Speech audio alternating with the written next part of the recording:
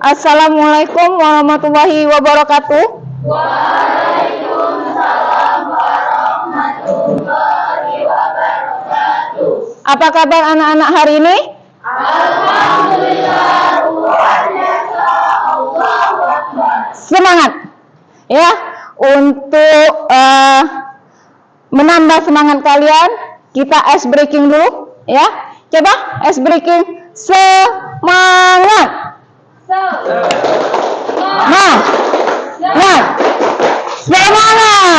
Semangat ya untuk memulai pelajaran kita hari ini.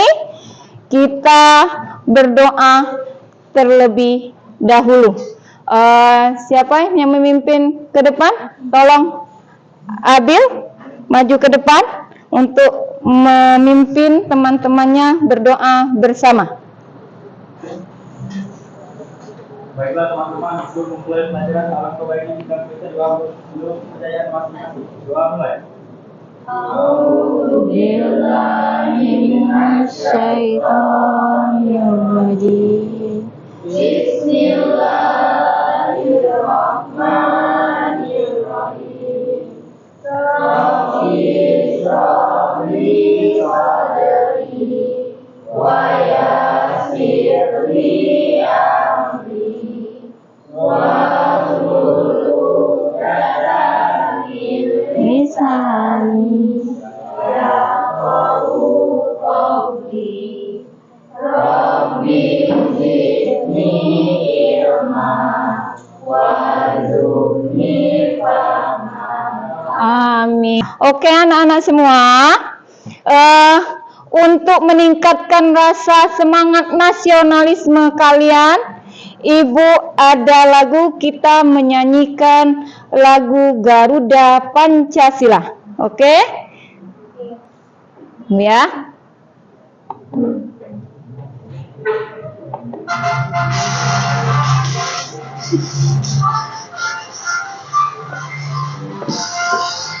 Garuda Pancasila, akulah pendukungmu, patriot proklamasi, sedia berkorban untukmu. Maju, maju. Ya, dengan kalian menyanyikan lagu Garuda Pancasila, Ibu harap semangat kalian tentang nasionalisme Indonesia bersemangat. Oke? Oke. Ibu absen terlebih dahulu. Mungkin ada teman kamu yang tidak hadir atau hadir semua? Ada yang tidak hadir? Hadir semua ya. Oke, nanti Ibu absen dulu ya terlebih dahulu. Yolanda, Tiara, M. Busro, Tariska, Arya, Dea. Ya, oke, hadir semua ya. Oke. Untuk memulai pelajaran kita hari ini yaitu tentang pengantar sosiologi, yaitu kelahiran dan kajian sosiologi. Ya. Kalian perhatikan di papan tulis ada materi. Di sini materinya, di sini bab 1. Materi yang kita bahas hari ini yaitu bab 1, fungsi sosiologi untuk mengenali gejala sosial di masyarakat. Jadi di masyarakat itu banyak terjadi gejala-gejala sosial, di mana pelajaran kita hari ini bertujuan, ya. Tujuannya yaitu menjelaskan sosiologi sebagai ilmu sosial.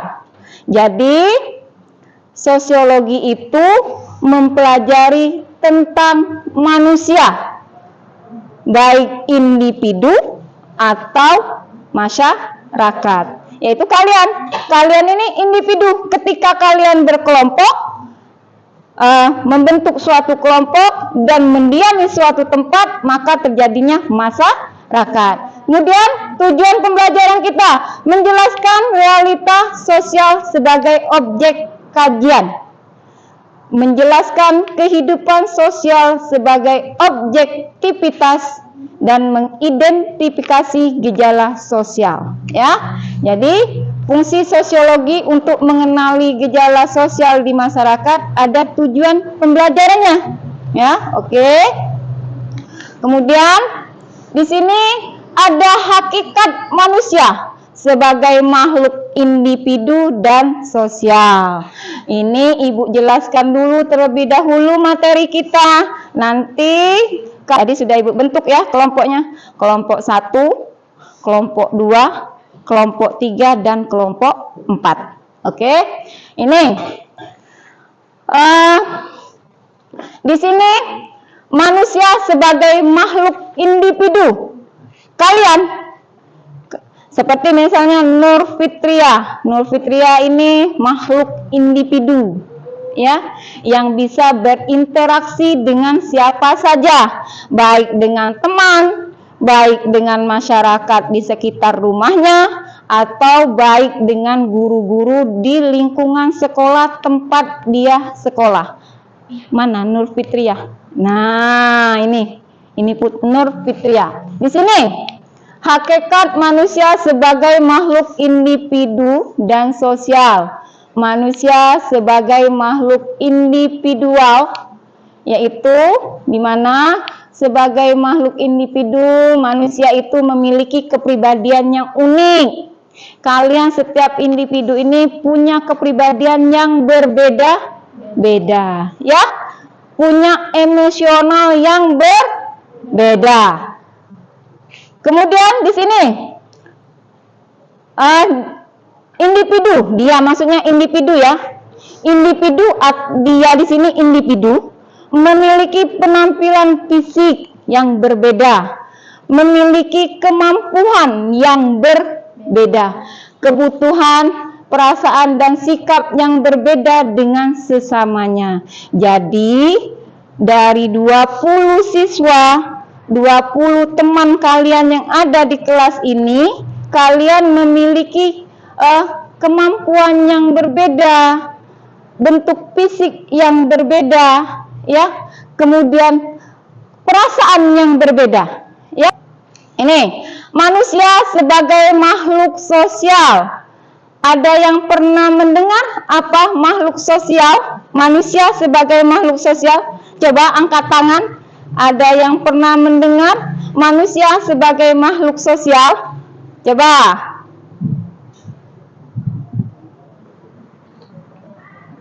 Pit. Apa itu maksud dari manusia sebagai makhluk sosial? Ini objek kajiannya. Oke, nanti ya. Nah, di sini kamu lihat gambar, coba kalian perhatikan. Gambar di depan kalian ada gambar apa itu? Gotong royong. Orang-orang sedang menari apa itu? Jalan. Coba kalau sudah kalian perhatikan gambar yang ada di depan ini, apa yang tersimpan di benak kamu? Makhluk sosial itu apa sih? Coba, makhluk sosial itu apa? Ada yang tahu, angkat tangan. Makhluk sosial. Coba. Yolanda, coba. Makhluk sosial apa? Di sini kalian sudah perhatikan. Ada bapak-bapak gotong royong membenahi jalan. Jadi, makhluk sosial itu apa? Bekerja sama dengan individu lain. Oke, jawabannya tepat. Jadi, makhluk sosial itu tidak terlepas dengan bantuan orang lain, yaitu saling bekerja sama. Tadi bagian sosiologi. Ini sosiologi sebagai ilmu sosial. Ya, coba kamu perhatikan. Di sini ada pengertian sosiologi. Ada gambar, ini gambar Bapak sosiologi. Siapa namanya? Auguste Comte. Ini merupakan Bapak sosiologi yang pertama kali menyatakan bahwa sosiologi itu adalah ilmu tentang gejala sosial yang tunduk pada hukum alam dan tidak berubah. Ya, itu maksudnya. Jadi sosiologi itu merupakan ilmu yang mempelajari tentang manusia. Ya. Jadi Auguste Comte ini pertama kali menyatakan bahwa sosiologi itu ilmu tentang gejala sosial yang tunduk pada hukum alam dan tidak berubah-ubah. Jadi pada akhirnya Auguste Comte ini merupakan Bapak sosiologi. Jadi siapa Bapak sosiologi? Auguste Comte, ya. Oke. Sini ada objek sosiologi, ya. Nih, kamu perhatikan. Apa sih di situ objek sosiologi? Dalam mempelajari masyarakat sebagai objek kajian. Jadi masyarakat ini sebagai objek kajian sosiologi. Apa sih yang fokusnya? Fokus studinya ada hubungan timbal balik antara manusia satu dan manusia lain. Jadi sosiologi itu mempelajari tentang masyarakat, ya, yaitu hubungan timbal balik, ya, gitu ya, hubungan timbal balik antara manusia satu dan manusia lain. Contoh, kalian dengan teman kamu ada hubungan timbal balik, ya. Ada interaksi yang terjadi setiap hari kalian datang ke sekolah. Dengan teman sebangku, dengan teman sekelas, ada hubungan timbal balik. Kemudian, hubungan antara individu dan kelompok. Ya, ketika kalian misalnya si Heider ke kelas 10-1. Di kelas 10-1 Heider individu, ke tempat temannya di kelas 10-1, maka terjadilah hubungan antara individu dan kelompok, yaitu kelompok kelas 10-1.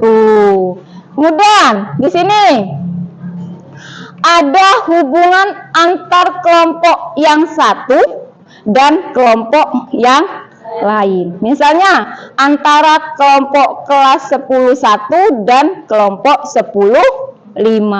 Itu yang dikatakan kelompok. Yang dikatakan kelompok berarti lebih dari satu orang. Oke, jelas?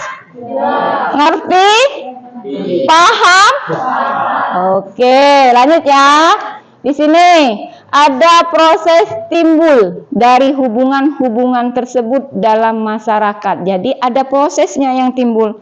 Ketika kalian terjadi hubungan timbal balik, ketika kalian terjadi interaksi, maka ada proses yang timbul dari hubungan-hubungan tersebut. Oke? Paham ya? Jadi kalau ditanya apa sih sosiologi? Jadi sosiologi itu ilmu yang mempelajari tentang masyarakat, ya. Masyarakat, ada yang tahu apa masyarakat? Jadi masyarakat itu adalah suatu kelompok yang mendiami suatu tempat yang terikat dengan peraturan, ya. Itulah yang dikatakan masyarakat. Oke, lanjut ya. Ada yang kurang paham atau kurang mengerti?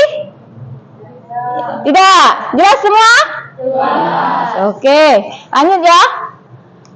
Nah, di sini peran dan fungsi sosiologi. Di sini kamu perhatikan, sosiologi sebagai ilmu riset, ya. Seperti para ilmuwan lainnya, para sosiolog berfokus pada pengumpulan dan penggunaan data. psikolog.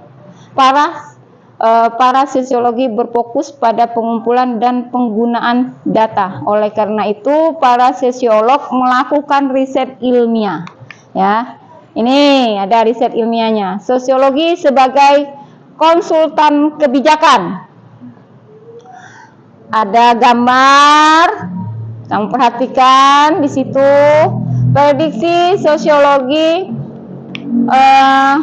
dapat membantu memperkirakan pengaruh kebijakan sosial yang mungkin terjadi. Ya, setiap kebijakan adalah suatu prediksi. Artinya kebijakan diambil dengan harapan menghasilkan pengaruh atau dampak yang diinginkan. Ya, jadi prediksi sosiologi sebagai konsultan kebijakan. Apa itu maksudnya? Jadi prediksi sosiolog dapat membantu memperkirakan pengaruh kebijakan sosial yang mungkin terjadi. Ada sosiologi sebagai praktisi. Apa Bu? Sosiologi sebagai praktisi. Di sini ada beberapa sosiolog. Nah, itu gambar para sosiolog ya, bapak-bapak di depan itu, gambar bapak-bapak lagi berbincang-bincang, lagi berbicara ya. Beberapa sosiolog terlibat dalam perencanaan pelaksanaan kegiatan masyarakat. Nah, di sini sosiologi sebagai guru atau pendidik. Nah, seperti Ibu ya. Ibu ini sebagai guru atau pendidik. Mengajar merupakan salah satu kegiatan yang dapat digeluti oleh seseorang sosiolog. Ya, nih kita garis bawahi. Mengajar merupakan salah satu kegiatan yang dapat digeluti oleh seorang sosiolog. Sebagai seorang pendidik, guru, ibu, misal. Sosiolog berperan dalam mengajarkan, mengembangkan sosiologi sebagai ilmu di berbagai bidang. Ya, khususnya sosiologi ini mempelajari ilmu-ilmu pengetahuan yang mempelajari masyarakat, baik individu. Jadi ibu ini, kalau ibu menjelaskan tentang lingkungan di sekitar kalian, itu merupakan salah satu pelajaran sosiologi. Ya, oke? Jadi sosiologi itu sebagai guru atau pendidik. Ini realitas sosial sebagai objek kajian. Nah, ini merupakan masuk dalam masalah sosial, yaitu kemiskinan. Ya, ketika kalian pulang sekolah atau berangkat sekolah, pernah tidak kalian ketemu dengan anak-anak sebaya kamu? Kamu yang tadinya pakaian sekolah rapi, ya, berangkat sekolah dengan baju yang rapi, berangkat sekolah dengan sepatu yang bagus, berangkat sekolah dengan tas, membawa bekal, bawa duit saku. Ketemu dengan anak sebaya kamu yang bawa karung, ya, cari rongsokan, ya, pernah enggak? Pernah. Apa sih yang terbersit di hati kamu? Ibu tanya dulu. Kasihan. Jadi kamu bersyukur bisa sekolah, ya, bisa belajar, bisa ketemu dengan teman-teman, bisa ngobrol, bisa bicara dengan guru, ya. Coba kamu perhatikan teman sebaya kamu yang kamu temui di jalan, yang nasib mereka tidak sama dengan kamu bisa sekolah. Ada kemiskinan. Di sini masalah sosial ini merupakan masalah sosial, kemiskinan ini merupakan masalah yang ada di Indonesia. Kemiskinan diartikan sebagai keadaan seseorang yang tidak sanggup memelihara dirinya sendiri, ya, sesuai dengan taraf kehidupan kelompok dan tidak mampu memanfaatkan tenaga mental maupun fisiknya dalam kelompok tersebut. Jadi ini merupakan masalah sosial yang ada di Indonesia. Nggak usah jauh-jauh nak ke Jakarta, nggak usah jauh-jauh nak nyebrang pulau. Di sekitar lingkungan kehidupan rumah kamu masih banyak mungkin orang-orang di sekeliling kamu yang taraf kehidupannya kurang mampu. Alhamdulillah sekarang ini ada program pemerintah yang adanya PKH misal, ya. Oke, di sini realitas sosial sebagai objek kajian. Kalian tadi sudah Ibu bentuk kelompok, ada kelompok 1, ada kelompok 2, ada kelompok 3. Ibu harap kalian bisa berdiskusi dengan teman-teman kalian. Ibu sudah buat LKPD lembar kerja siswanya. Nanti kalian bisa mempresentasikan jawaban kalian. Kelompok 1 mana? Tadi sudah Ibu bentuk. Ini kelompok 1 simpulannya. Dah? Sudah ya? Dah. Coba kelompok berapa yang ingin mempresentasikan terlebih dahulu? Ini kelompok 3. Coba berdiri. Ya. Kelompok 3. Apa itu tugasnya tadi kelompok 3? Menjelaskan objek kajian sosiologi. Ya, oke. Coba dibaca dulu soalnya. Coba untuk teman-teman yang kelompok lain perhatikan dulu. Kelompok 3 ingin menjawab dari pertanyaan yang sudah Ibu buat tadi. Menjelaskan apa kaitan dengan Ya, oke. Pembahasan berikutnya nanti adalah masuk pada aspek sosial dan pembangunan politik di Prancis yang terdampak pada masyarakat secara negara tersebut, bahkan hingga benua Eropa secara keseluruhan. Revolusi Prancis merupakan revolusi besar yang mampu mengubah tatanan kehidupan masyarakat. Salah satu dampak dari revolusi Prancis adalah sosial, masyarakatnya akan layak nanti menurut yang sudah memerintah selama beberapa abad. Revolusi Coba teman-teman yang lain perhatikan dulu. secara besar pertanian, manufaktur, pertambangan, transportasi, dan teknologi. Dampak revolusi industri dirasakan bagi kondisi sosial, ekonomi, dan budaya di dunia. Sebab dalam revolusi industri, pekerjaan manusia di berbagai bidang mulai digantikan oleh mesin. Revolusi industri dimulai dari Britania Raya dan selanjutnya menyebar ke seluruh Eropa Barat, Amerika Utara, Jepang, dan menyebar ke seluruh dunia.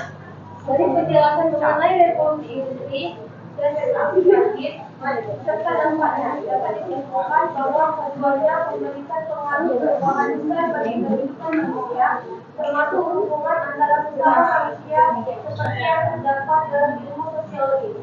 Oke. Itu presentasi dari kelompok 3. Ada yang pengen mempresentasikan lagi? Ini kelompok 2. Coba kelompok 2. Ya, perkenalkan diri dulu. Jawabannya dibacakan. Nah, ya, oke. Teman-teman yang lain, kelompok lain, coba diperhatikan. Teman kamu sedang menjawab pertanyaan kelompok 2, yaitu bagaimana kelahiran sosiologi. Coba kelompok yang lain, perhatikan dulu temanmu. Ya, oke. Assalamualaikum warahmatullahi wabarakatuh. Waalaikumsalam warahmatullahi wabarakatuh. Perkenalkan, kami dari kelompok 2 akan menjawab dari soal menjelaskan bagaimana kelahiran sosiologi.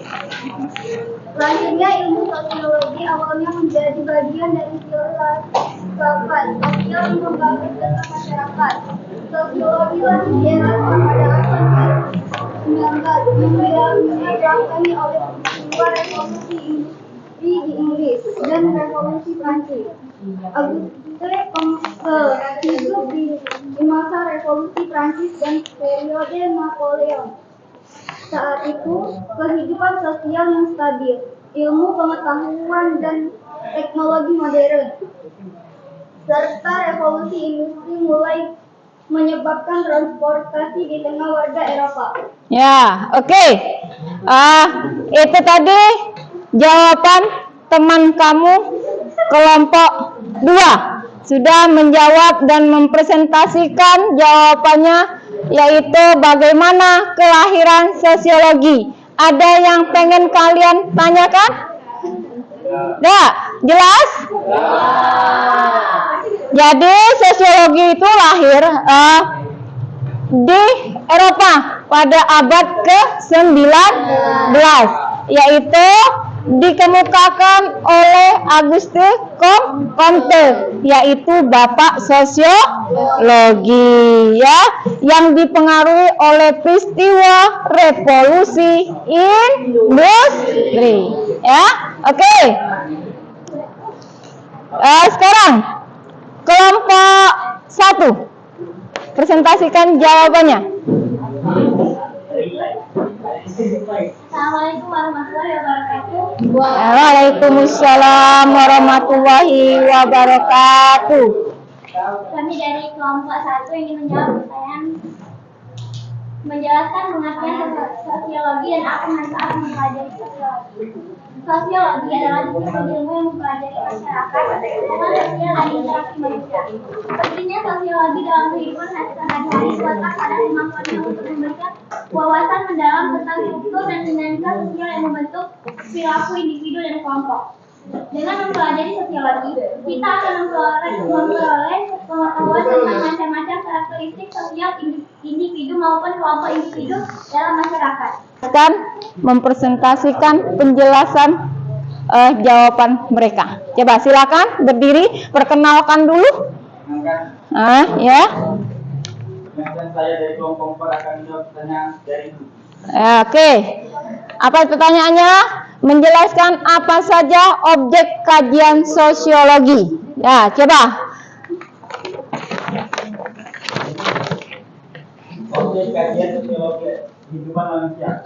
Proses interaksi manusia di dalam masyarakat dan proses dari interaksi manusia di dalam masyarakat. Ini objek kajian sosiologi. Dalam sosiologi, objek kajian itu mencakup kehidupan sosial seperti tindakan sosial, hubungan sosial, kepribadian individu, segala macam kelompok, komunitas, organisasi, asosiasi, dan populasi tergolong dalam studi sosiologi. Begitu pula dengan perkembangan, struktur, serta fungsi dari seluruh sosial dasar. Namun, pada dasarnya objek kajian sosiologi terbagi dalam dua jenis, yaitu objek material.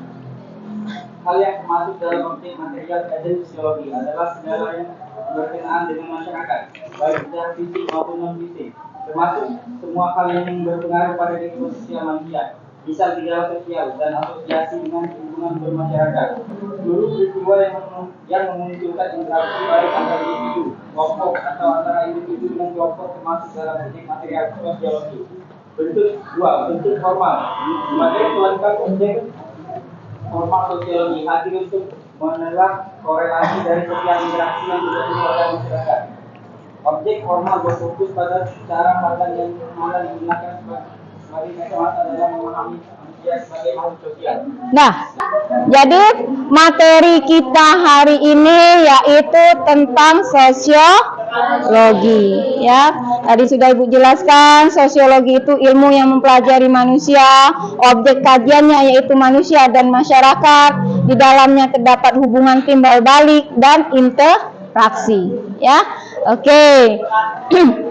Mungkin materi kita hari ini sampai di sini, ya.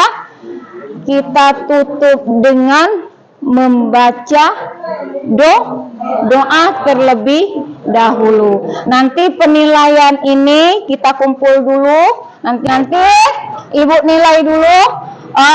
Untuk hari ini, materi kita hari ini sampai di sini. Untuk menutup pelajaran kita hari ini, kita tutup dengan membaca doa. Ibu minta tolong doa nutup pelajaran, ya. Oke. Sebelum mari kita baca doa bersama-sama.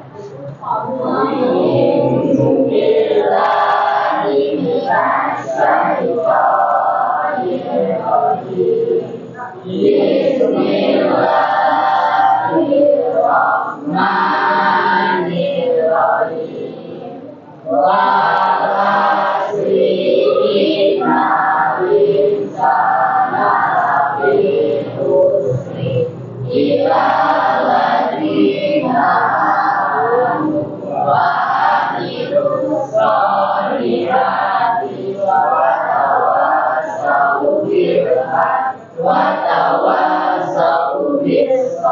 Sadaqallahu azim. Amin amin ya rabbal alamin. Alhamdulillah. Kita tutup hari ini dengan doa. Ibu ucapkan terima kasih ya untuk kalian semua.